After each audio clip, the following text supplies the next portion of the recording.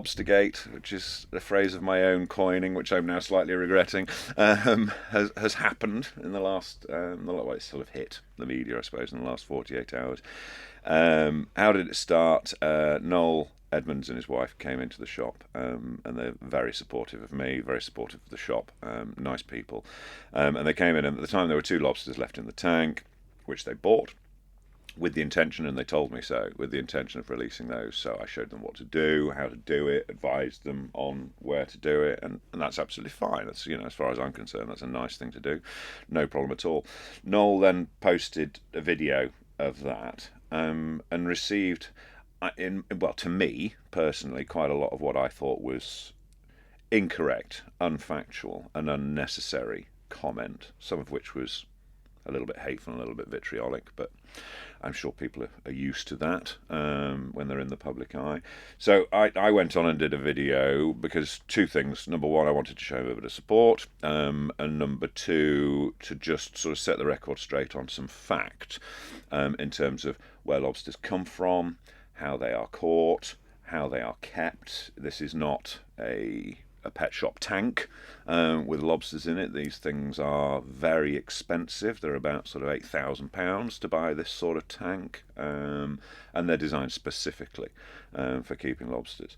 And they're considerably more humane and kept than a lot of the practices, certainly abroad, and a lot of the practices that supply restaurants and things like that out of very similar sized lobster pots in the sea that would contain infinitely more lobsters in them, in not as nice an environment. So yeah, I was just trying to sort of set some facts and set the record straight. Right, and from that, how has it exploded or blown up? It's gone absolutely mental. That's, again, probably my fault with Lobstergate. There's been a lot of press attention. There's been a lot of public attention. Some negative, but I would say actually broadly positive, because what I sought to do was shift the dial a little bit, which I hope that we've achieved in some measure, away from sort of vitriolic hatred and that sort of thing, into let's use this as an opportunity to tell people, firstly, where their food comes from, and also give people a better understanding of how it gets from sea to plate, from field to plate, that sort of stuff. Because I think that education piece for people is very important when they're picking food. But I understand cost of living, and I understand people are, trying to think of the right word, people are a little bit reticent. They like to keep their heads in the sand a little bit about, how a piece of beef is grown, is created, how it goes from being a cow in a field to a wrapped steak in a supermarket or on a shelf in a shop or in our butchery counter. I think some people don't really like that. But I think it's useful to understand a bit of it, because I think it's useful to understand where your meat is coming from. And on the island here, on the Isle of Man, we have some of the best beef, some of the best lamb, some of the best shellfish and seafood in the world. And I think it's important where you can afford, where you can taste the difference. I think it is important to buy local. And I think it's nice for you to understand where that has come from and how it's come from. And we are a small island. Our farms are not the sort that you have in America, mass producing tens of thousands of items. These are small farms, these are small fisheries, these are small fishermen. Often they're one-man bands. And they're producing things in very small quantities, but with an enormous amount of care and love and animal husbandry. And yes, you pay a little bit more for that. And I understand that's difficult for people, but you also get a much better quality of product. You get a much better taste as well. So it's a double-edged sword. Coming back to Lobstergate, what is the future of the sale of lobsters at the shop, if you can tell me? Well, it's a good question, and I'm still mulling it over because we're still getting a lot of attention and we're still getting a lot of comments. People have suggested I do a poll. There's been all sorts of ideas. We've moved the tank. Tank's still in the shop, and there are still currently 5 lobsters in the tank, and they're actually very happy and quite healthy. We actually checked them this morning.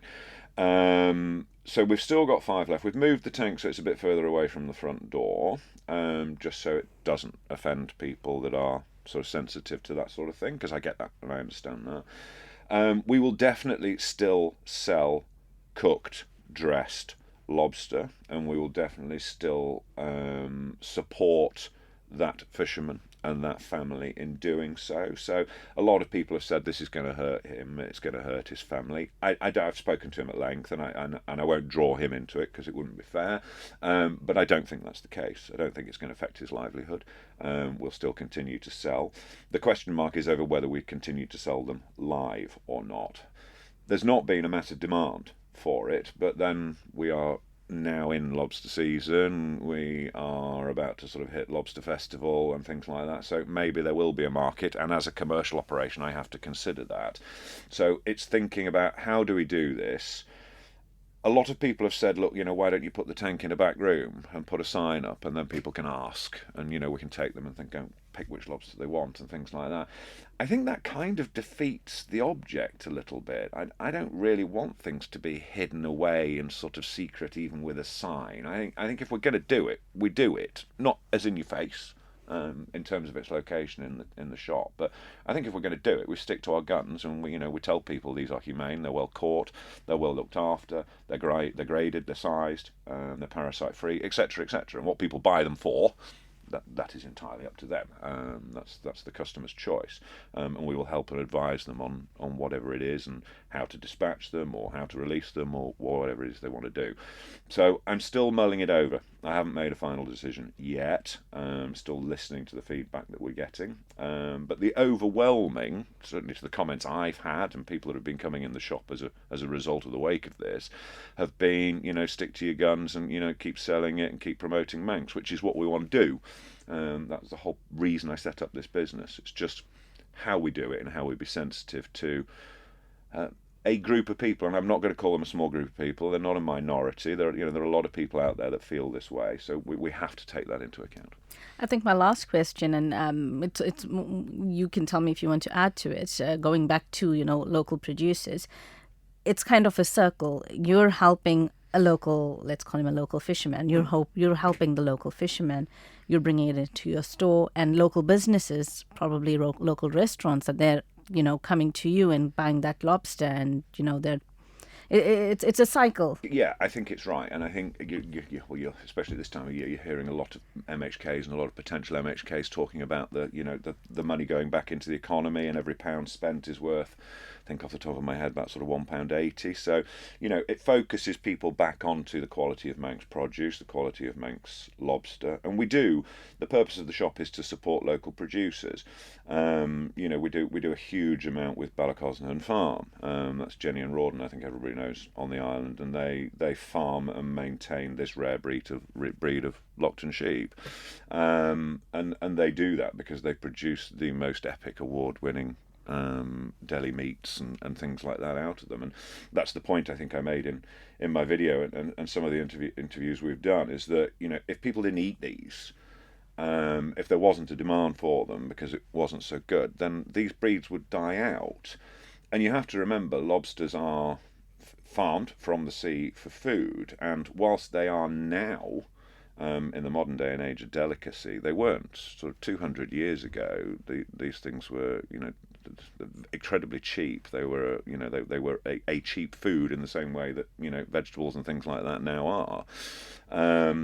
And they're very good. The quality of our seafood here is fantastic. So I think we have to differentiate, as I've said, between a product that is farmed for food and an animal that is not. And I've said it before, I think there's two completely different conversations, and the other side I'm just not going to get drawn on because I don't have enough information, I don't have enough knowledge about it. But we are not talking about endangered species when it comes to lobsters. We probably are with some of the rare breeds, like the Locktons and some of the cattle stock that we've got, but we're not talking about penguins and pandas, and people have been laughing and joking because I said I'm going to replace the tank with biscuits, and people have said online that what's going to put a load of penguins up there, and yeah, no, we're not, because firstly they're not Manx. we might do biscuits, but Thank you for making it to the end of the Manx Radio newscast. You are obviously someone with exquisite taste. May I politely suggest you might want to subscribe to this and a wide range of Manx Radio podcasts at your favourite podcast provider, so our best bits will magically appear on your smartphone. Thank you.